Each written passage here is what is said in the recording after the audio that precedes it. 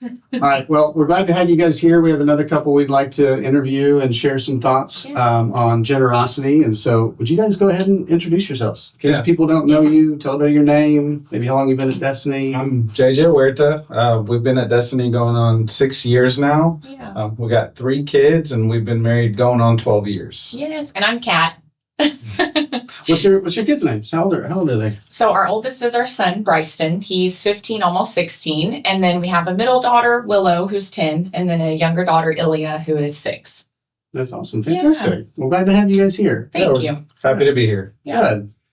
Well, at Destiny, when we talk about generosity, we often use this phrase, living with our hands open, right? And the idea behind that is we want people to know that the joy of giving and living generously is not holding tight onto our things, but always opening our hands to give to the Lord, and really even to be surrendered to his mission to reach the one, Right. to go after the lost. And so the couple of questions that I have for you guys, they're going to be about that topic, generosity and open-handed living. Okay. So first question, have you guys ever been blessed by the generosity of somebody else?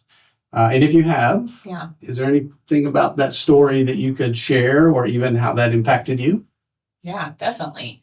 Do you want to go ahead? You want me to? You can go ahead. Okay.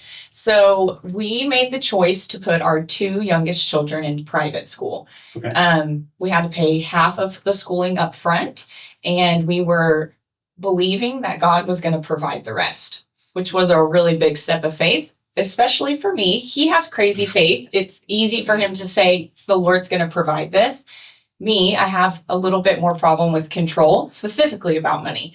And I had been trying to surrender that to God. And so we made the decision, let's put them in, we'll pay half up front, and we're going to believe that the rest is going to come in.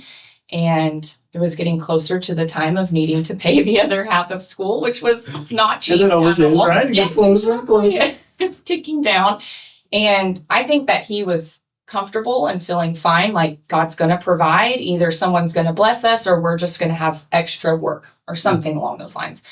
And I was really struggling and getting nervous. And I was actually at work thinking about how are we going to pay this. And I got an email from our kids' school that someone had paid the whole second half of their tuition for school.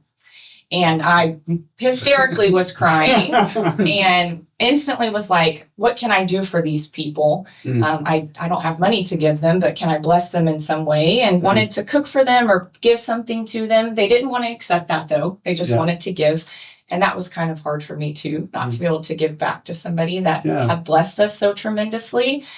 And so we were walking in that, and that was incredible. And then the next school year rolls around. We pay the first half up front, and somebody blessed us again and paid the second half again. So 2 times. It's absolutely incredible. Yes. Yeah. It was a very big testimony of just trusting in God, even when it feels very, very scary. And like you don't know where something's going to come from, and he can do it. Yeah. And he definitely did. Yeah.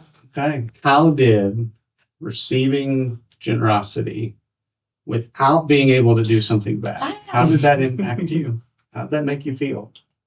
You always obviously want to be, we're thankful to God that he provided that, but also want to be thankful to the person that was generous with us and, was maybe the Holy Spirit talked to them and they were being obedient and we just wanted to say thank you. So not being able to was kind of hard. Yeah. We said thank you with a very email. nicely written email, but not being able to reciprocate in person, just give them just a receive, to just receive. And I think that's for me the very first time I've ever just received something and not been able to give back, which I think was also a lesson that was needed to be learned as well too. So one of the ways we learn about generosity is by watching others. Especially maybe growing up with our parents, if that's part of our family life growing up. Where did you guys learn about generosity, or where did you observe it when you were younger? And was that part of your family dynamic growing up at all? Yeah, so Definitely. I think I'll go ahead and answer this question. Okay. Definitely. There is a specific point that sticks out in my mind when I think about generosity. When we were in about 5th grade, I would say I was in 5th grade, my parents took us out to eat lunch after church. And we went to this Chinese buffet in Tulsa. It was a place that we love to go to all the time. And while we were eating, there was a group of boys there. And these boys were eating. It was 4 boys. They finished their meal and they were kind of gonna dine and dash type of deal. Okay. And so they got caught at the door. And the manager stopped them and said they were gonna call the police. And for me, I was kind of like, oh my gosh, no. My dad did not hesitate to stand up and go pay for the meals for those boys and extra plates that they could take home. So at that point, it was just like, wow, like he's taking care of other people when he didn't have to do that. Yeah. But he just felt it on his heart that, you know, they're children and they need to eat too. So that was just something that just really stands out to me.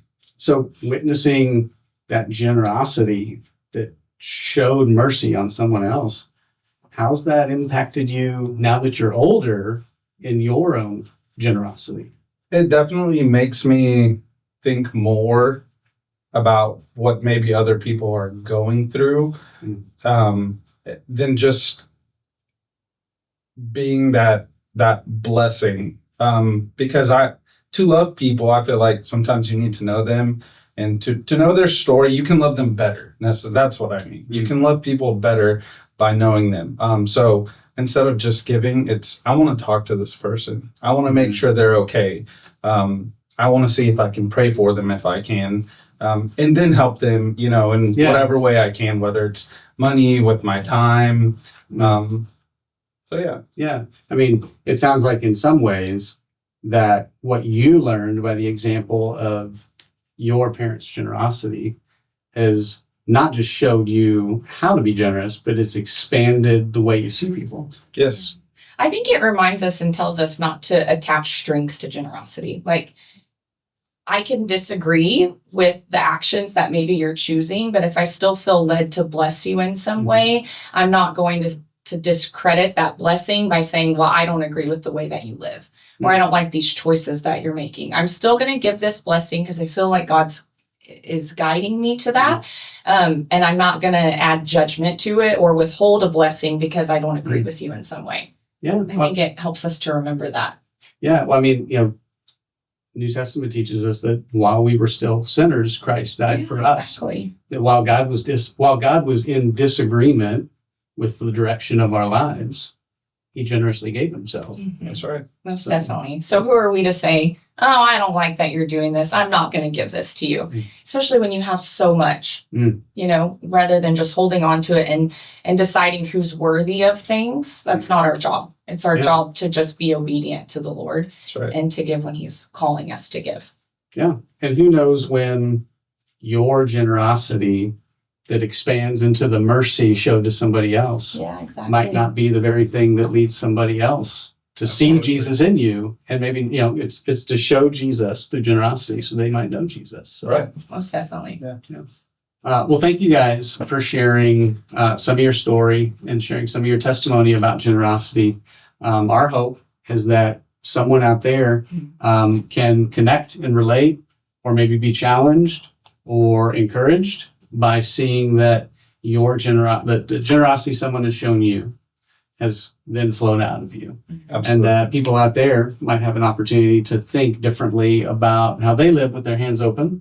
And maybe they'll experience some of the same joy that you guys have. So thank you guys. We appreciate having you guys here. Thank you. We appreciate it. Yeah.